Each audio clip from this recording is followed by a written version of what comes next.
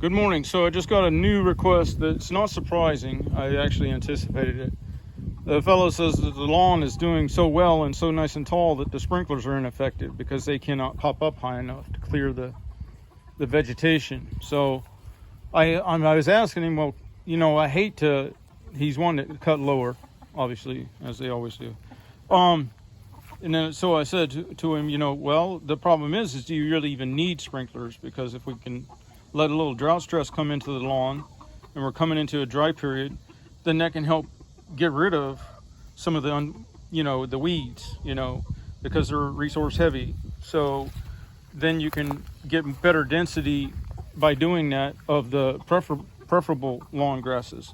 So, I run into this where I can't understand, and actually I voiced the same.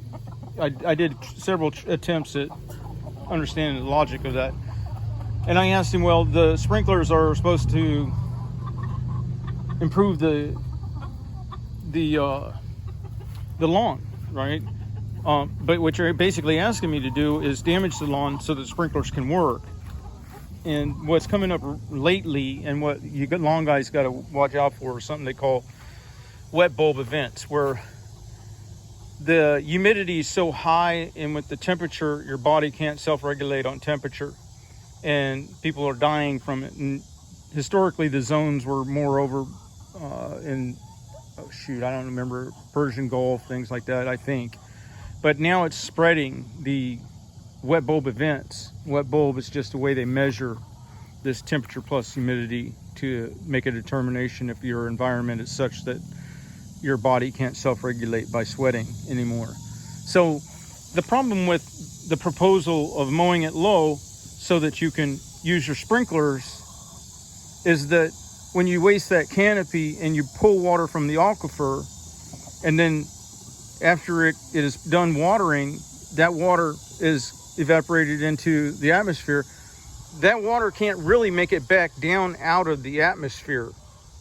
It can fall again as rain, but then the canopy's gone, so it's committed now to the cycle, the atmospheric cycle. You're supposed to have X amount of moisture underground, X amount of moisture latched in soil with a taller canopy, so it has time to perk and recombine with the underground waters, and X amount of water that's in lakes and streams. And there, you don't want to pull from those lakes and streams to irrigate your lawn, because then you're broadcast spreading that moisture, exposing it to evaporation process, and adding too much of the collective earthbound moisture to the atmospheric cycle.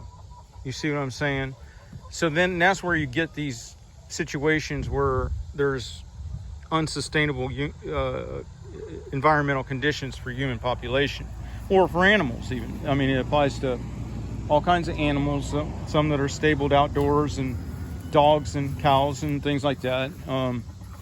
If you can't gain access to climate control, you can't afford the escalating power bills, then you're in trouble, because there's no correcting of the thermal runaway that causes organ damage and death. And that's just one component of it. Then you also, with that shorter cut, you downregulate stomatocyte receptor density so that you no longer have the cooling atmospheric gas composition. And then there's a bunch of different pathways where the environmental consequences and the potential to break a chain of benefit from the ecosystem that I created on his lawn, is there. So once again, and almost daily, I get the same thing. But now there's new in that wet bulb events. Look it up, and you'll see what I'm talking about, and you'll see how poor lawn practices, just logically you can tell that that's a contributing factor to pull water latched underground to a surface, let it evaporate, and then have a situation on the surface where it can never have time to perk back in before it's evaporated back, and it's changing the percentages of total moisture that is situated in the atmosphere and never returns. All right, y'all have a good day.